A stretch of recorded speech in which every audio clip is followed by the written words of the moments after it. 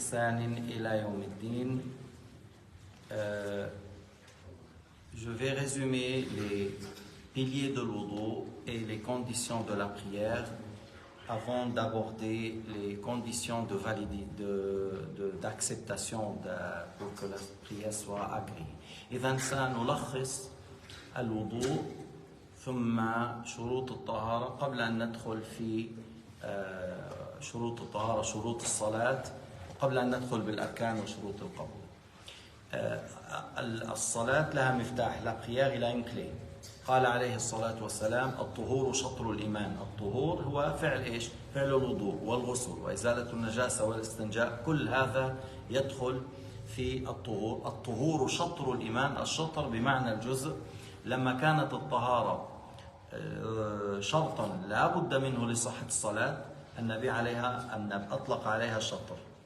Alors, Nabi alayhi salatu wassalam a dit la purification est la moitié de l'iman, de la foi.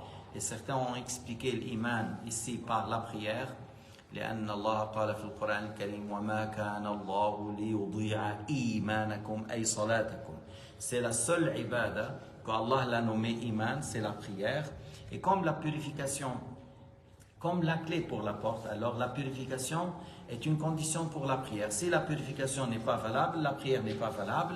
Et quelle grande récompense dans la purification lorsque Sayyidina Muhammad alayhi salatu wassalam a dit At-tuhuru shatrul iman, c'est-à-dire la récompense de la purification est une chose grandiose et est une condition pour la validité de la prière. J'ai dit, c'est quoi la purification?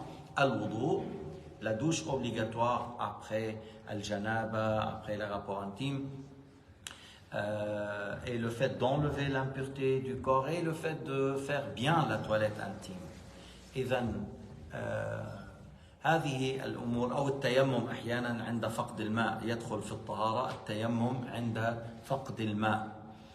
فما هي أركان الوضوء؟ C'est quoi les piliers de l'wudu? أركان الوضوء 6 منها 4 ذكرت في القرآن. Les piliers dans le wudu sont 6, comme il a dit l'imam Shafi'i radiyallahu anhu. 4 parmi les 6 ont été cités dans le Coran. إذا قمتم إلى الصلاة فاغسلوا وجوهكم وأيديكم إلى المرافق وامسحوا برؤوسكم وأرجلكم إلى الكعبين. Alors tu vois, il faut laver le visage, il faut laver les mains jusqu'au coude inclus, il faut humecter la tête et il faut laver les pieds. وامسحوا برؤوسكم وأرجلكم. اللام عليها فتحة ويرجع الأمر التقدير فاغسلوا وجوهكم وأيديكم وأرجلكم. اللام عليها فتحة. La lame, il y a fatha, alors on lave les mains, on lave le visage, les mains et les pieds et on humecte la tête. بعضهم قال في رواية بالكسر. Il y a une lecture du Coran فامسحوا برؤوسكم وأرجلكم avec la كسرة. فقالوا تحمل هذه القراءة تحمل على المسح على الخف وهذا الذي ورد عن رسول الله إما غسل الرجلين وإما المسح على الخف. Alors la lecture de l'aya وامسحوا برؤوسكم وأرجلكم avec la kasra, alors ça veut dire on humecte les pieds, ça veut dire on humecte les pieds lorsqu'on a le khuf. Et c'est ce qui a été rapporté de Sayyidina Muhammad alayhi salatu wassalam. Soit il a lavé les pieds, soit il a passé les mains mouillées sur le khuf et il n'a jamais essuyé sur les pieds. Il n'y a pas un seul compagnon qui a dit j'ai vu le prophète Muhammad humecter les pieds comme ils font Shia. Ils passent les mains sur les pieds et pas sur le khuf et ils rejettent le hadith de le khuf. Comme quoi, et il y a 70 et quelques compagnons qui ont rapporté que Sayyidina Muhammad a passé la main sur le khuf. Comment on peut rejeter un hadith rapporté par 70 compagnons? Voilà, Shia, ils sont capables.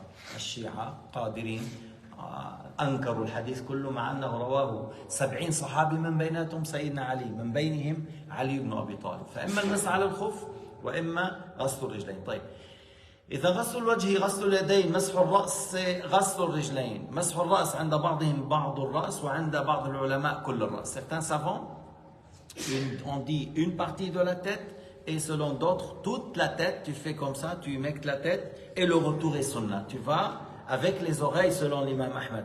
مع الأذنين ثم الرد سنة. مسح الوجه من منبت الشعر غالبا إلى الذقن ومن الأذن إلى الأذن. Tu peux t'asseoir ici. من الأذن إلى الأذن من الأذن إلى الأذن ومن منبت الشعر غالبا إلى الذقن والشارب والحاجب كل هذا يغسل ظاهرا وباطنا إلا اللحية إذا كثفت. Tu laves tous les poils du visage, l'extérieur, l'intérieur, sauf la barbe. Si elle est épais et dense, on lave l'extérieur. Et c'est sunnah de faire rentrer l'eau à l'intérieur. Et c'est sunnah de faire rentrer l'eau à l'intérieur. Mais les moustaches, les cils, les surcils, tout ça, l'amfaqa, les poils qui sont là, l'amfaqa, il faut laver l'extérieur et l'intérieur. La barbe et les poils qui poussent sur les mâchoires, si c'est dense et épais, ça suffit de laver l'extérieur. Et c'est sunnah de laver jusqu'à l'intérieur. إذن شعور الوجه كلها تغسل ظاهرا وباطنا إلا اللحية وشعر العارضين إن كثف يجب غسل الظاهر فقط ويسن التخليل وإن خف يعني إن كنا نرى البشرة فيجب غسل الظاهر والباطن. Si on voit la peau à l'intermédiaire des poils, on voit la peau, alors il faut laver l'extérieur et l'intérieur. Ça veut dire qu'il n'y a pas assez de poils, il faut laver l'extérieur et l'intérieur si on voit la peau à l'intermédiaire des poils. الأصابع قلنا مع المرفق هذا اسمه مرفق مجتمع عظم الساعد والعضد. On lave avec ça, c'est-à-dire le coude inclus. C'est sunnah d'aller plus loin. C'est sunnah d'aller un peu plus haut dans les deux mains, comme lorsque tu laves la tête. كما لما تغسل وجهك يسن أن تزيد عن حد الوجه. هلا زيادة قدر مليمتر يعني ما نقصه من الأظافر هذا واجب. ليش واجب؟ لأن كي تتأكد أنك غسلت الوجه. À ajouter à peu près 1 millimètre autour du visage, c'est une obligation. Pourquoi? Parce que tu dois assurer, tu dois laver les limites de visage. Comment tu peux assurer? Tu dois ajouter un peu. Plus que ça, c'est sunnah. Et là, cet endroit, il va être illuminé le jour dernier. Avec cette partie, elle va être illuminée. Et lorsque tu laves les pieds, tu laves les pieds des orteils jusqu'aux chevilles, malléoles. Après, le malléole inclus, le malléole, il faut le laver. Plus haut, c'est sunnah d'aller plus haut jusqu'au genou, tu laves un peu. Ces endroits que tu as ajoutés, que ce soit dans les mains et les pieds et autour de le visage, ils vont avoir une lumière le jour du jugement. هذه المواضع التي أنت زدتها أثناء غسل الوجه وأثناء غسل اليدين والرجلين تنور يوم القيامة فيعرف سيدنا محمد صلى الله عليه وسلم أن هؤلاء من أمته. يعرف النبي عليه الصلاة والسلام أن هؤلاء من أمته. بقي لنا ركنان ما ذكر في القرآن نصا, ils n'ont pas été cités dans le Coran textuellement comme ça, وهو الأول النية l'intention, لأن النبي عليه الصلاة والسلام قال الأعمال بالنيات. كيف تميز النية تميز العادة عن العبادة. L'intention distingue entre l'habitude et l'adoration. Tu as lavé le visage parce que tu n'arrives pas à ouvrir les yeux, parce qu'il y a beaucoup de poussière. Ça, c'est une habitude. Tu as lavé pour la prière, alors ça, c'est ibada. Tu vois? إذن النية تميز العادة عن العبادة. Alors, l'intention est un pilier et l'intention, c'est dans le cœur. Et elle aura lieu au moment que tu laves le visage. Au moment que tu laves le visage, c'est là où tu fais l'intention. Lorsque tu laves le visage, tu dis je fais le wudu pour la prière, je fais la purification pour la prière, je rends permise la prière, je rends permise le tawaf. Parce que le tawaf a besoin de l'wudu. Alors, soit tu fais le wudu, soit tu dis je rends permise telle chose qui a besoin de l'wudu, comme le fait je rends permise de toucher le mushaf. Le fait de toucher le mushaf, il a besoin de l'wudu. Alors ça, c'est une intention qui est valable. Alors l'intention, c'est au moment que tu laves le visage. Au moment que tu laves le visage, tu fais l'intention. Et le sixième pilier, l'ordre. Tu commences par le fait, l'intention avec le visage, les mains, humecter la tête et les pieds. Et l'ordre, c'est 106. Maintenant, certains vont dire, mais on n'a pas rincé la bouche, on n'a pas aspiré l'eau par le nez. C'est quoi? On a parlé maintenant les piliers. L'intention, laver le visage, tout le visage, parce qu'il y a certains qui font comme ça. Et ici, il n'a pas lavé, mais c'est pas valable. Il faut laver tout le visage.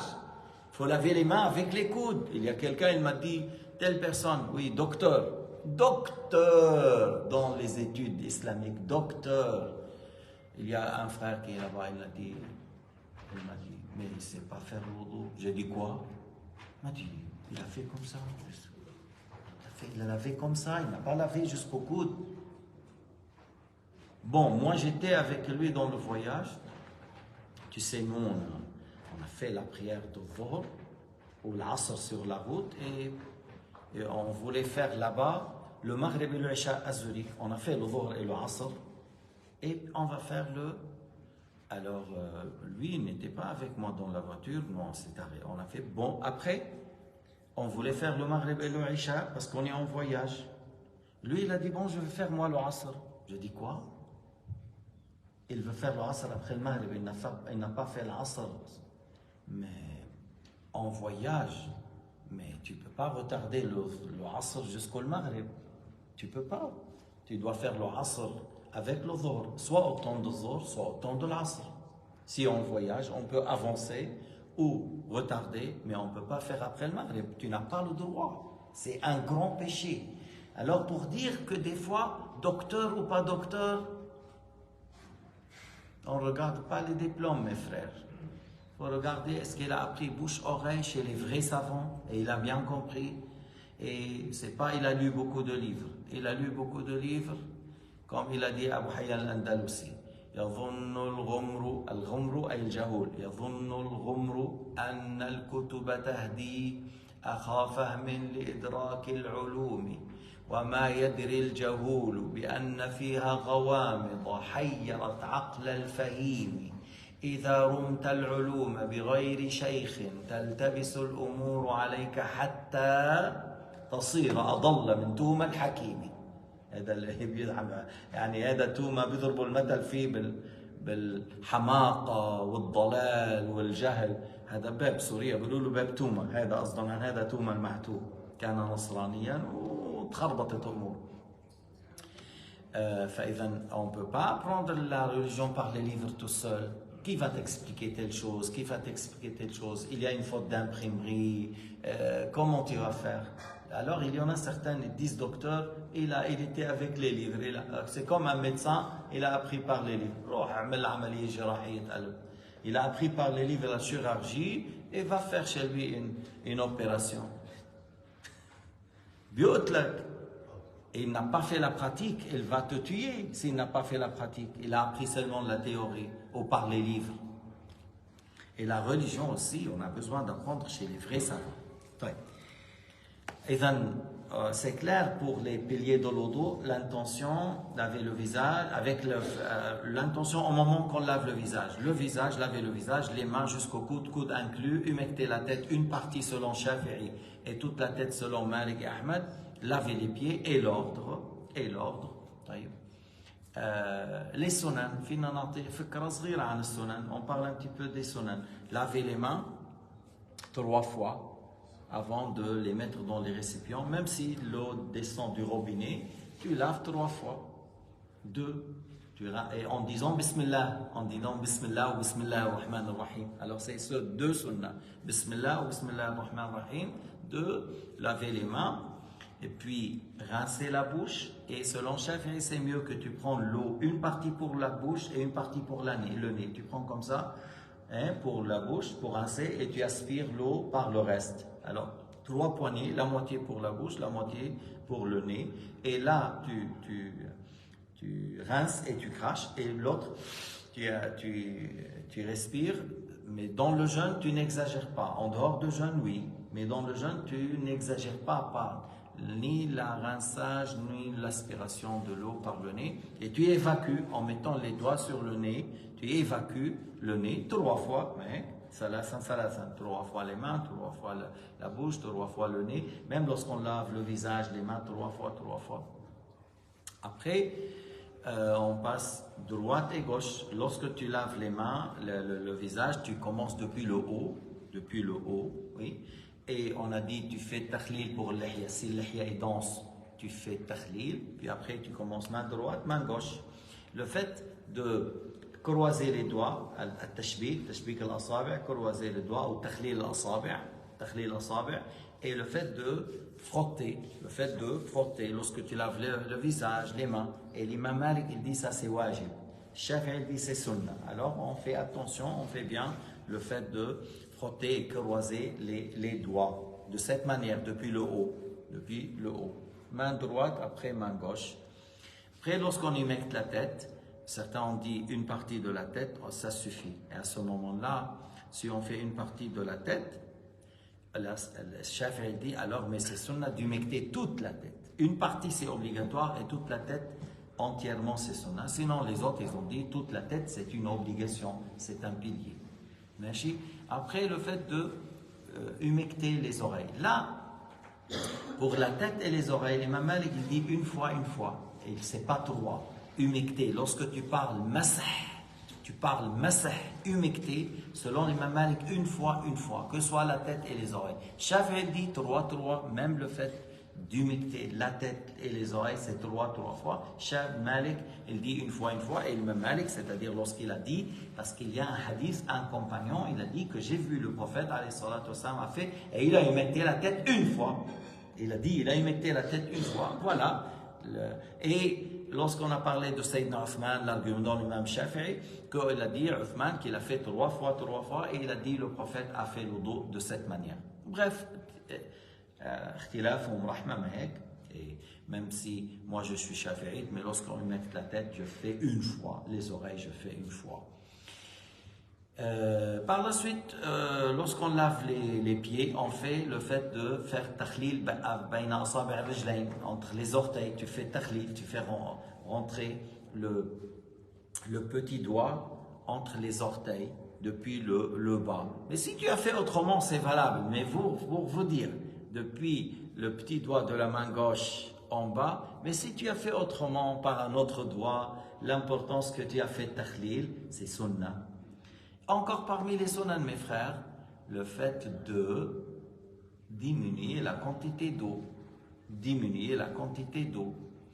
Et le fait de diminuer la quantité d'eau chez toi à la maison, c'est sunnah.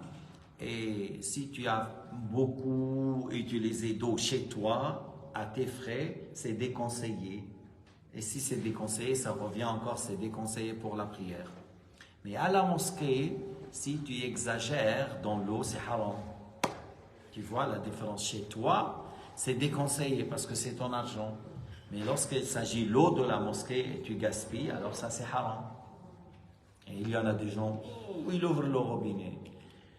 On dirait, c'est les chutes de Niagara.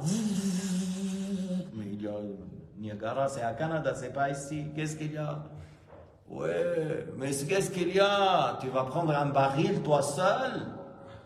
C'est haram. Tu prends une petite quantité d'eau, une main jointe comme ça, Sayyidina Muhammad. Vous voyez la verse pour laquelle on rompt le jeûne? Celle-là, combien de fois je fais l'odo avec ça? Avec cette verre-là seulement. Tu fais l'odo avec les sunan. Même sur le YouTube, je pense une fois, il y a une leçon enregistrée qu'on a fait l'odo et voilà, c'est avec un verre d'eau. Pourquoi vous faites de cette manière? Puis après, vous connaissez, oui, à la Suisse, on a les papiers au lieu de prendre les serviettes. Puis après, tu sens les serviettes, oui, il faut les laver, tout ça. On a amené des papiers, tu essuies et tu jettes parce qu'on est riche en Suisse, on a d'argent.